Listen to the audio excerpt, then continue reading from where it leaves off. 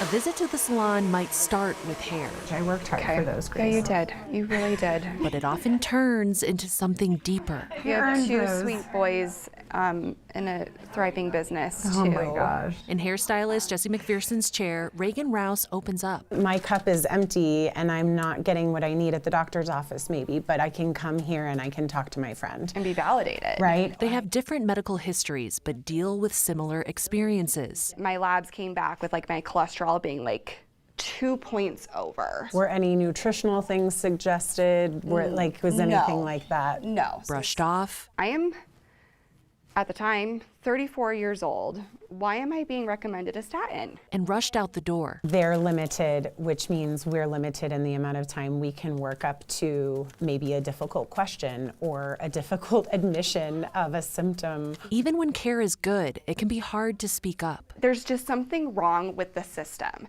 It's not these doctors, it's not these people per se. It's part of something larger that researcher and Professor Karen Spencer has been investigating for decades. When I think about medical gaslighting, I think of it as like layers of an onion. They're nested in these interpersonal dynamics and the organizations and the health policy. She says these layered dynamics shape patient experiences, especially for women, people of color, and trans patients. They go in to see the doctor and they feel unseen, unheard, dismissed, and they get sent home without their symptoms being addressed. It's not that these doctors aren't smart or well-intentioned. They might be worried about things getting paid for. They might have like 17 patients that they have to see in a row.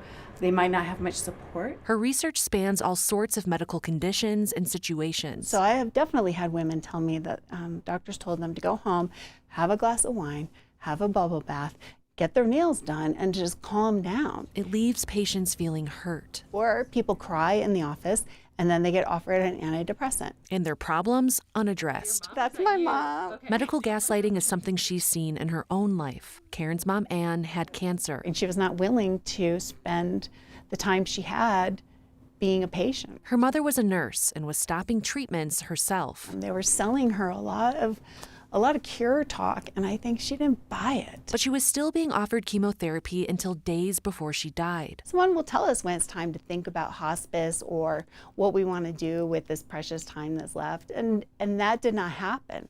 So even for someone who studies it, I felt like I was caught in it. But Ann did her best to advocate for herself. And how do we be independent thinkers and be, the phrase I'm hearing now is be the CEO of your own healthcare. Karen says to combat medical gaslighting, prepare for healthcare visits by sharing your questions and agenda in advance so providers can use limited appointment time more efficiently. If you've been tracking symptoms, write that down and bring it with you. You're not crazy. You're not alone. Don't give up. And when Karen feels alone in her own medical journey, If you can take someone with you to the doctor, it's another set of ears.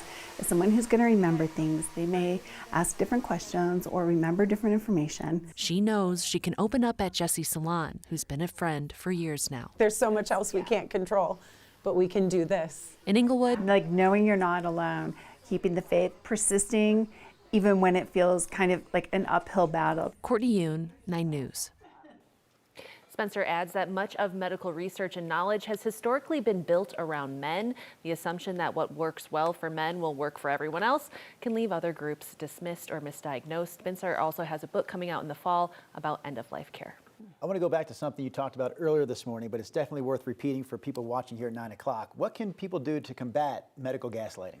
Yeah, it's all about being ready for the doctor's visit beforehand and during. So you want to take your notes with you. And before you get to the appointment, fill out that electronic questionnaire because you want to make sure your concerns are out there. You don't want to wait until the last minute when you're in the doctor's office to address the thing that you're there for. It's a really good story and really great tips this morning. I think everyone has some type of personal connection to it. A lot of people do. People I talked to when I was talking about doing this story, they're like, oh yeah, I remember when I had this thing and my doctor told me it was this thing, but it was something else. My mom has been misdiagnosed with asthma for 40 years. Turns out she has congestive heart failure.